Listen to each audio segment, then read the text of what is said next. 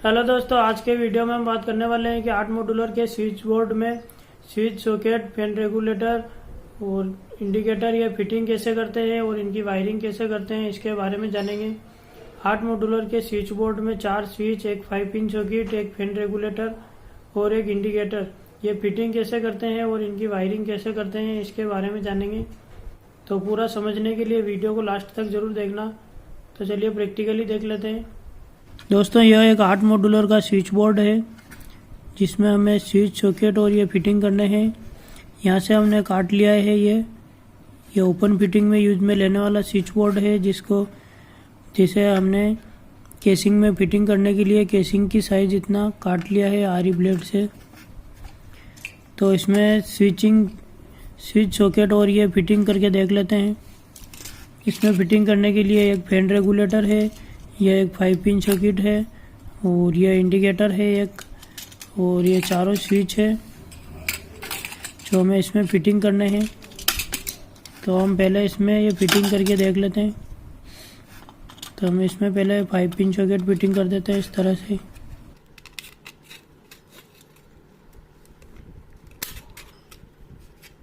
और 2 स्विच यहाँ फिटिंग कर देते हैं।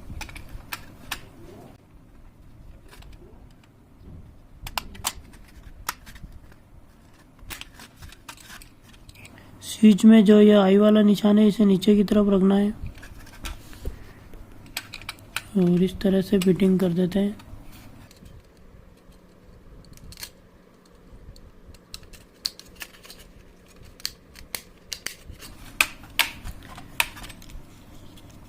और ये फैन रेगुलेटर जो है इस साइड में फिटिंग कर देते हैं।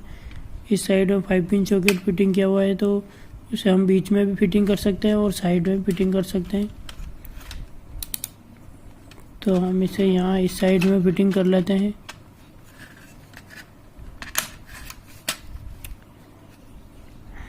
और ये इंडिकेटर है जिसे यहाँ 5 पिन सॉकेट के ऊपर ही फिटिंग कर देते हैं दूसरी साइड में।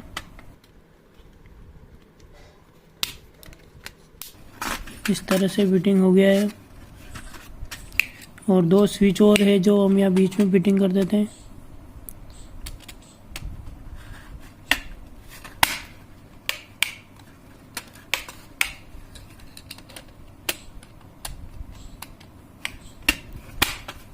इस तरह से ये हमारा 8 मॉड्यूलर का स्विच बोर्ड फिटिंग हो गया है।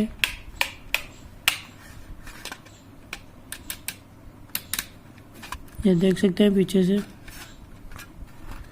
यह पूरा बॉक्स ही है फिटिंग, इसमें प्लेट नहीं है अलग से। बॉक्स के ऊपर ही स्विच फिटिंग होते हैं और इस बॉक्स में ये 4 होल है, इससे स्क्रू से ये बॉक्स फिट हो जाता है दीवार में। और अब हम इसमें वायरिंग करके देख लेते हैं। ये येलो कलर का वायर है जिसका हम पहले स्विच के नीचे वाले टर्मिनल से कनेक्ट कर देते हैं। इसमें हमें लूप वायरिंग करनी है। स्विच बोर्ड में ज़्यादातर वायर को छील के डायरेक्ट छिला हुआ वायर ही लगा लेते हैं स्विच के नीचे। तो हमें इसमें स्विच के नीचे लूप वायरिंग करनी है जिसमें कि वायर छीलना नहीं होगा और डायरेक्ट वायर से वायर कनेक्ट करके वायरिंग कर लेते हैं।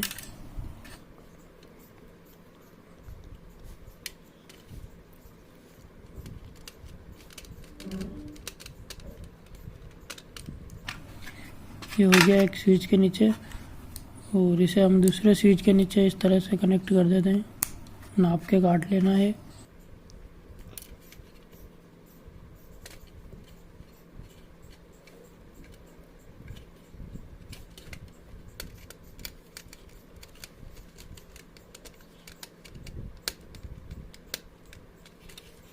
ये लूप वायरिंग है जिसमें एक स्विच से दूसरे स्विच से कनेक्ट करने के लिए वायर को बिना छीले यूज़ में लिया है। और एक वायरिंग वो भी होती है जिसमें दोनों वायर के बीच में एक साथ छील के वायर को लगा लेते हैं। यहाँ से एक ऊपर वाले स्विच से वायर को नाप के काट लेते हैं।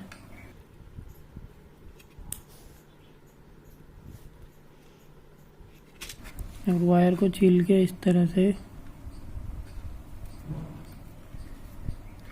स्विच के नीचे वाले टर्मिनल से कनेक्ट कर देते हैं।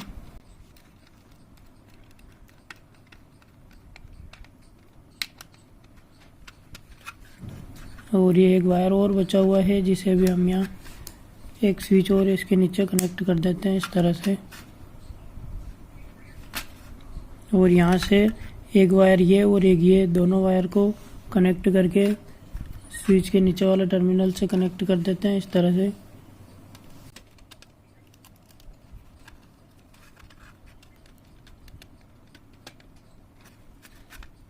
और एक ये वायर है जिसे इंडिकेटर से डायरेक्ट कनेक्ट कर देते हैं। नीचे वाले इंडिकेटर के कोई से भी एक वायर टर्मिनल से कनेक्ट करना है।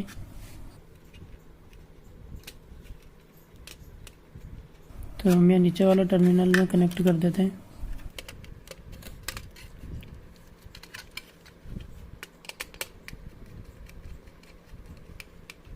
इस तरह से एक वायर इंडिकेटर से कनेक्ट हो गया है। और इंडिकेटर में डायरेक्ट फेज सप्लाई देनी होती है और डायरेक्ट न्यूट्रल की सप्लाई भी डायरेक्ट देनी होती है। तो इसमें सभी स्विचों के नीचे वाले टर्मिनल से कनेक्ट कर दिया है और यहाँ से होते हुए इंडिकेटर से भी डायरेक्ट कनेक्ट कर दिया है। तो इसमें हमें फेज वायर कनेक्ट करना है जो कि मेन सप्लाई से आने वाले फेज और न्यूट्रल दोनों वायर में से फेज वायर एक किसी भी एक स्विच के नीचे वाला टर्मिनल से कनेक्ट करना है, जिससे कि सभी स्विचों में फेज सप्लाई कनेक्ट हो जाएगी। और इसमें न्यूट्रल का कनेक्शन भी कर लेते हैं। ये ग्रीन वायर है जो कि हम न्यूट्रल के लिए यूज़ में लेते हैं। इसे न्यूट्रल वायर हमें 5 पिन सॉकेट के न्यूट्रल साइड में लेफ्ट साइड में कनेक्ट करना है, जो कि यहाँ पर एन लिखा हुआ है। इसमें हमें न्यूट्रल वायर कनेक्ट करना है और यहाँ से एक इंडिकेटर से कनेक्ट करना है न्यूट्रल वायर। जो इसे हम नाप के काट लेते हैं और छील के कनेक्ट कर देते हैं इस तरह से स्क्रू लूज करके।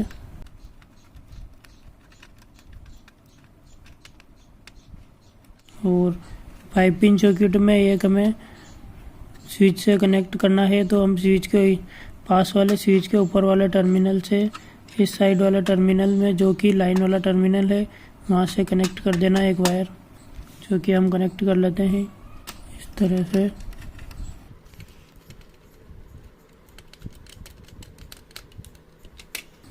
यहाँ से होते हुए लाइन साइड टर्मिनल से कनेक्ट करना है।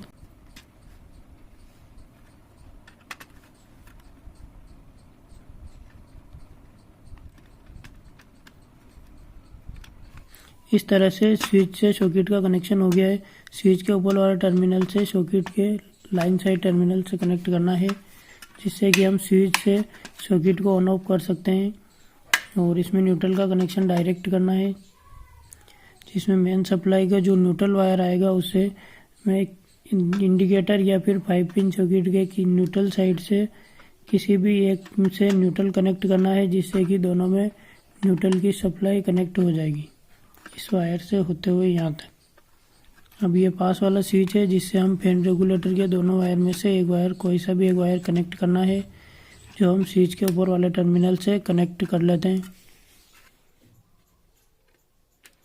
थोड़ा कम चिल्ला हुआ है तो इसे थोड़ा और चिल लेते हैं और इस तरह करके स्क्रू लूज करके हमें इसमें कनेक्ट कर देना इस तरह से।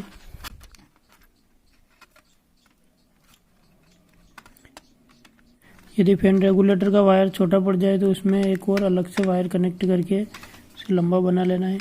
इसमें तो लग गया, लेकिन किसी में रेगुलेटर में छोटा वायर आए तो उसमें अलग से वायर कनेक्ट कर लेना है हमें। इस तरह इस स्विच से फैन रेगुलेटर से हम कनेक्ट हो गया है। और ये फैन रेगुलेटर का ये दूसरा वायर है जिसे हमें फैन के वायर से कनेक्ट करना है। जो हम वायरिंग में फैन का वायर यूज़ में लेंगे उसमें फैन रेगुलेटर से एक वायर कनेक्ट करना है और फैन में न्यूट्रल का वायर डायरेक्ट देना होता है। तो दोस्तों इस तरह से हमारे स्विच बोर्ड की वायरिंग कंप्लीट हो गई है। और अब इसमें मेन सप्लाई का फेज न्यूट्रल वायर दोनों ही कनेक्ट करने हैं। और यदि वायरिंग में अर्थिंग का वायर यदि यूज़ में लिया है तो उसमें अर्थिंग का वायर हमें 5 पिन सॉकेट के ऊपर वाले टर्मिनल में, जो कि ये बड़ा टर्मिनल है, इससे कनेक्ट करना है। और न्यूट्रल का वायर है जो कि हमें यहाँ 5 पिन सॉकेट के न्यूट्रल साइड में इन साइड से कनेक्ट करना है। और यहाँ से एक वायर और ये कनेक्ट कर रखा है जो कि इंडिकेटर के लिए है, जिससे कि इंडिकेटर में और 5 पिन सर्किट में डायरेक्ट न्यूट्रल कनेक्ट हो जाएगा। और मेन सप्लाई का जो फेज वायर होगा वो हमें स्विच के इधर वाले स्विच में या फिर किसी भी एक स्विच के नीचे वाले टर्मिनल से कनेक्ट करना है, जिससे कि हमें सभी स्विच में ये वायर कनेक्ट किया हुआ है। लूप वायरिंग की हुई है, जिससे कि फेज वायर सभी स्विच के नीचे वाले टर्मिनल में फेज सप्लाई चली जाएगी।